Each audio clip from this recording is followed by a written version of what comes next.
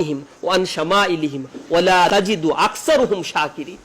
আমি তার সামনে থেকে বসে থাকবো, পিছন দিক থেকে হামলা করব, ডানে থাকবো, বাঁ দিকে থাকবো, তাকে একেবারে সারাউন্ডিং চারিদিক থেকে ঘেরাও করে ফেলবো। আমি শয়তান বলছে, আল্লাহর সামনে চ্যালেঞ্জ করে বলছে অবশ্যই এই কাজটা আমি করব। আর আল্লাহ রাব্বুল আলামিনকে বলছে ওয়ালা তাজিদু আকসারুহুম শাকিরিন, আপনি তাদের অধিকাংশকে শুকরগুজারীদের অন্তর্ভুক্তই পাবেন না।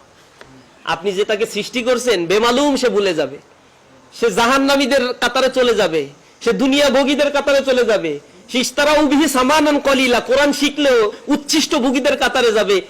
এই কোরআন বিক্রি করে সে উচ্ছিষ্ট ভোগ করবে, এখান থেকে ইনকামের ধান্দা করবে, মানুষের হেদায়েতের জায়গায় সে যাবে না।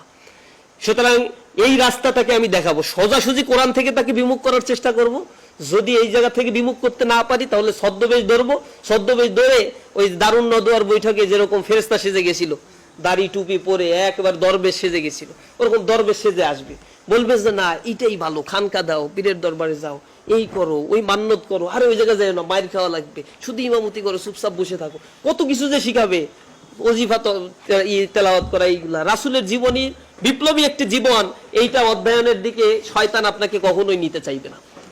এরকম নানা ধরনের প্ররোচনা শয়তানের আছে, যে প্ররোচনাগুলো সে ছদ্মবেশে খুব সহি নিয়তে খুব সুন্দরভাবে করে থাকে। আমাদের সমাজের অধিকাংশের ক্ষেত্রে এই কাজগুলো করে থাকে। কোরআন পড়ে কিন্তু কোরআনের আসল হাকিকত বুঝে না। আল্লাহ রাসূলের উপরে কোরআন রিভিলড হয়েছে, নাজিল হয়েছে, অথচ রাসূলের জীবনীটা স্টাডি করে না। কোরআনকে বুঝতে গেলে তো you must have to study the whole lifestyle of prophet Muhammad সাল্লাল্লাহু আলাইহি ওয়াসাল্লাম। এইটাই হচ্ছে কোরআনের বাস্তব নমুনা, কিন্তু এইটাকে সে পড়বে না। কোরআনকে বিমুখ করে দেওয়ার জন্য সে এই জাতীয় ফন্দি আটবেই, চারিদিকে ঘেরাও করে রাখবে। তো শয়তানের এই চ্যালেঞ্জ শোনার পরে আল্লাহ রাব্বুল আলামিন কি বলেছিলেন? ক্বালা খুরুজ মিনহা মাজউমাম মাদহুরা। আল্লাহ তাকে বলেছিল যে তুই এখান থেকে বের হয়ে যা, তুই লাঞ্ছিত হ, তুই অপমানিত হ। আর এই কথাও জেনে রাখ, যে ব্যক্তি তোর অনুসরণ করবে, লা আমলা আন্না জাহান্নামা মিনকুম আজমাইন, তাদের সবাইকে দিয়ে আমি জাহান্নাম পরিপূর্ণ করে ছাড়ব। এবার দেখি তোর অনুসরণ কে করে। তবে হ্যাঁ, চারিদিক থেকে তুই মানুষকে ঘেরাও করে রাখবি, কিন্তু এক পাশ তো খোলা থাকবে, আসমানের দিক। আল্লাহ রাব্বুল আলামিন রহমত বর্ষণ করে তাদেরকে আল্লাহ রাব্বুল আলামিন হেফাজত করবে, যদি সে আল্লাহ রাব্বুল আলামিনের কাছে ক্ষমা চায় এবং ফেরত আসার মানসিকতা তার ভিতরে থাকে। প্রিয় ভাইয়েরা, আমরা কোরআন শিখেছি, কিন্তু আমাদের সমাজে এখন কোরআনের হাফেজের অভাব নাই, বাংলাদেশেও অভাব নাই। এখন মসজিদগুলোতে যদি তারাবির সময়ে হাফেজ নিয়োগ নেওয়ার সময়ও অনেক কম্পিটিশন, চান্স পাওয়া যায় না, কারণ হাফেজ এত বেশি। এই একটা মসজিদে 4-5টা করেও হাফেজ রাখতে হয়। আল্লাহ রাব্বুল আলামিন এখানে নিয়ামত বর্ষণ করেছে, আমাদের হাফেজে কোরআন অনেক বেশি, দক্ষ হয়ে গড়ে উঠতে হবে এই হাফেজ কোরআনদেরকে। এরপরে আবার হাফেজ কোরআনরা কোরআন শেখার পরে কোরআন ভুলে যাচ্ছে। আমাদের বন্ধুদের মধ্যেও অনেকেই কোরআন শেখার পরে এর মর্যাদা রক্ষা করতে পারে নাই, তারাবি পড়ায় না, কোরআনের চর্চা নাই, লাইফস্টাইল পরিবর্তন হয়ে যায় একটা সময় গিয়ে, সঙ্গদোষের কারণে খারাপ হয়ে যায়, সিগারেট খাচ্ছে, খারাপ মেয়েদের সাথে ঘোরাফেরা করছে, প্রকাশ্যে পর্দার বিধান লঙ্ঘন করছে, অন্তর থেকে গুনাহের কাজ করলে কোরআন আর তার কাছে থাকতে চায় না। কোরআন এমন জিনিস না যেই জিনিসটা অপাত্রে থেকে যাবে, এটা খুব মূল্যবান একটা জিনিস। আরবিতে একটা প্রবাদ বাক্য আছে, আল ইলমু লা ইউতি বাল ইউতা। এলেম কখনো আসে না, একে ধরে নিয়ে আসতে হয়, এটাকে খুব যত্ন করতে হয়, যত্ন না করলে এলেম থাকে না কখনো। আর কোরআনের এলেমটা অনেক বড় একটা জাদরেল এলেম। এটাকে মানে কোরআন শরীফের মধ্যে এটাকে স্বয়ং জিহাদ বলে উল্লেখ করা হয়েছে। সূরা ফুরকানের 52 নম্বর আয়াতে আল্লাহ রাব্বুল আলামিন বলছে, ওয়াজাহিদুহুম বিহি জিহাদান কাবীরা, তোমরা তাদের বিরুদ্ধে জিহাদ করো, বড় জিহাদ। সূরা ফুরকান যখন নাজিল হয় তখন আল্লাহর রাসূল মদিনায় হিজরত করেন না, এটা মাক্কি যুগের সূরা, তখন জিহাদ ফরজ হয়নি, জিহাদের আয়াতও নাজিল হয়নি। এইখানে জিহাদান কাবীরা বলতে তাফসিরে বাইজাবি, তাফসিরে কুরতুবি, তাফসিরে সফাতুত তাফাসির সব গ্রন্থ একমত, জিহাদান কাবীরা আই জিহাদ আল ইলম। এখানে এলেমের জিহাদের কথা বলা হয়েছে। এলেমের জিহাদ মানেই হচ্ছে কোরআনের জিহাদ, তাদের তুমি প্রত্যুত্তর দাও, তাদের বিরুদ্ধে তুমি অবস্থান গ্রহণ করো এলেমের মাধ্যমে, আর সেই এলেমটাই হচ্ছে কোরআনের এলেম দ্বারা।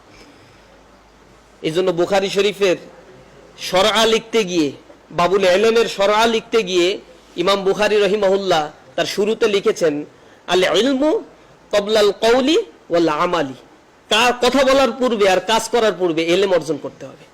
যে ব্যক্তির মধ্যে কোরআনের এই এলেম নাই, সে তার অন্তরটা আসলেই বিরান ভূমি।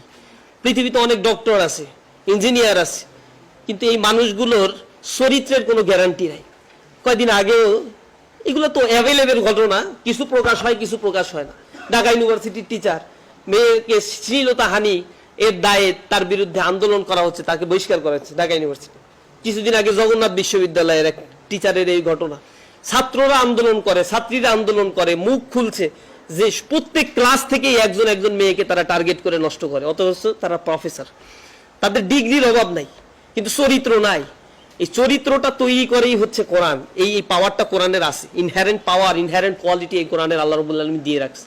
এটা নিয়ে যারা সমাজ পরিচালনা করে তারা স্বর্ণালী যুগের সেই সমাজ ব্যবস্থাপনা গড়ে তুলতে পারে, সমাজ ব্যবস্থাপনার কাঠামো পরিবর্তন করে দিতে পারে।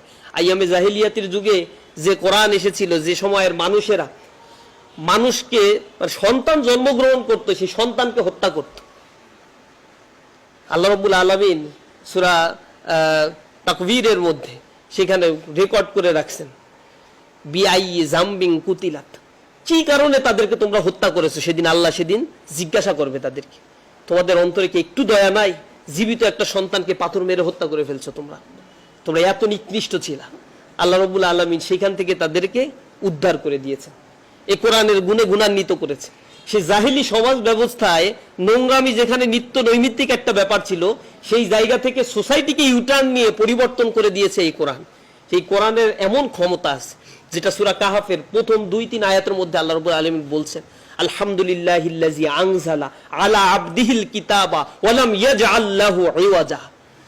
এমন একটা কিতাব তার বান্দার উপরে আল্লাহ রাব্বুল আলামিন নাজিল করেছেন যাতে কোনো বক্রতা তিনি রাখেন নাই।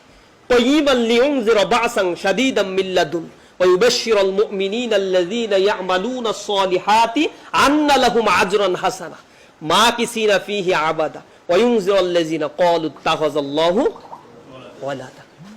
কত চমৎকার আল্লাহ বলছেন যে কাইয়িমান লিউনজিরা বা'সান শাদীদা। এটা এত সুদৃঢ় একটা কিতাব যে আল্লাহর রাস্তায় চলতে চায়, হেদায়েতের পথে চলতে চায়, তাদেরকে এই গ্রন্থ হেদায়েতের রাস্তায় দেখায়। এই গ্রন্থ আমাদের কাছে আছে, অন্তরে আমরা ধারণ করেছি। বোধ করি পূর্ববর্তী বক্তারা আপনাদেরকে সেই ব্যাপারে সতর্ক করেছেন। এই কোরআনকে যেমন ধারণ করেছেন, শুধু গড়গড় গড়গড় করে পড়ে গেলে হবে না। সওয়াবের নিয়তে একটা অক্ষর পড়লে হাদিসে আসছে, আলিফ পড়লে সওয়াব আছে, লাম পড়লে সওয়াব আছে, মিম পড়লে সওয়াব আছে। শুধু এই সওয়াবের জন্য কোরআন নাজিল হয় নাই। যদি এই সওয়াবের জন্য নাজিল হইতো, আল্লাহ রাসূলের উপর নাজিল হইতো, আর আল্লাহ রাসূল কাবা গৃহে বসে শুধু কোরআনই তেলাওয়াত করতে পারতেন। তাকে 82টা যুদ্ধে অংশগ্রহণ করতে হতো না, নিজের দান মোবারক শহীদ হতে হতো না, শত শত হাজার হাজার সাহাবীর জীবন দিতে হতো না, রাষ্ট্র পরিচালনা করতে আল্লাহ রাসূলের হতো না। এগুলো করতে হয়েছে আল্লাহ রাসূলকে স্বয়ং। তিনি যদি আপনাকে আপনার আমার আদর্শ হয়ে থাকে, তাহলে ওই আদর্শটাই আমার জীবনে বাস্তবায়ন করাটাই আমাদের জন্য ফরজিয়াত, এটা কর্তব্য।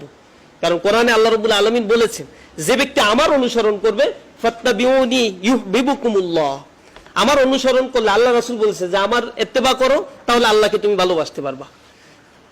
এবং আতিউল্লাহ ওয়া আতিউর রাসূল সূরা নিসার 49 নম্বর আয়াতে আল্লাহ রাব্বুল আলামিন বলেছে, আল্লাহ এবং তার রাসূলের আনুগত্য করবে, এটা ফরজ একটা কাজ।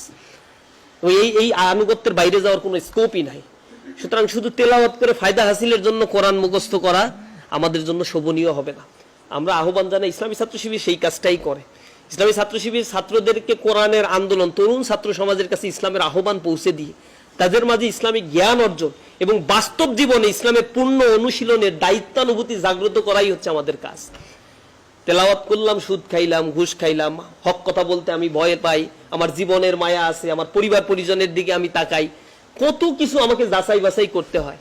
কিয়ামতের ময়দানে আমাকে হিসাব, কিন্তু আমার হিসাব আমার উপরেই অর্পিত হবে। ওয়ালা তাজিরু ওয়াজিরাতু ইজরা উখরা ওয়া মা কুননা মুআজ্জিবিনা হাত্তা নাবআসা রাসূলা।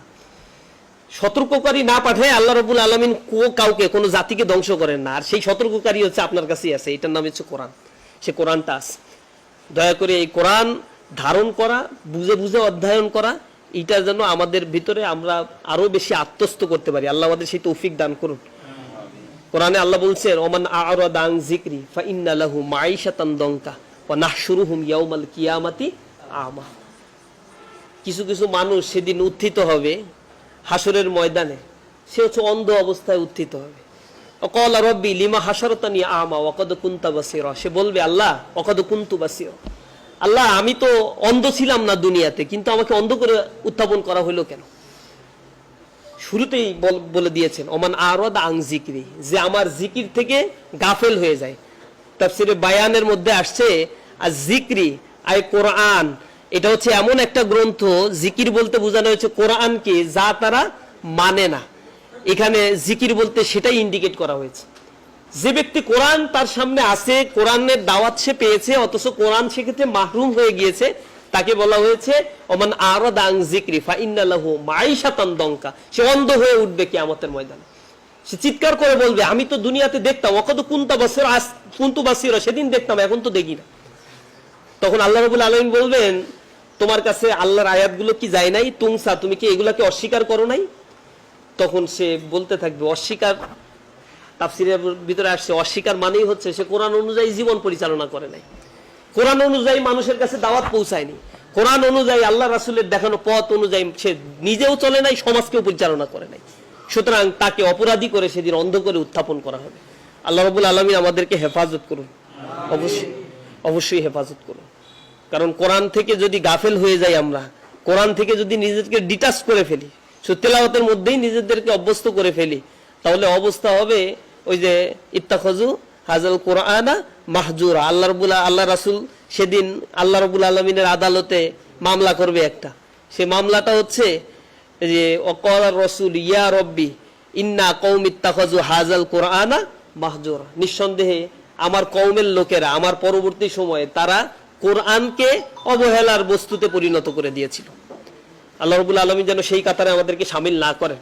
প্রিয় ভাইরা, আমি আপনাদের জন্য প্রাণ ভরে দোয়া করি, হাফেজরা যতদিন আছে এই ষড়যন্ত্র যারা করে ইসলামকে পৃথিবী থেকে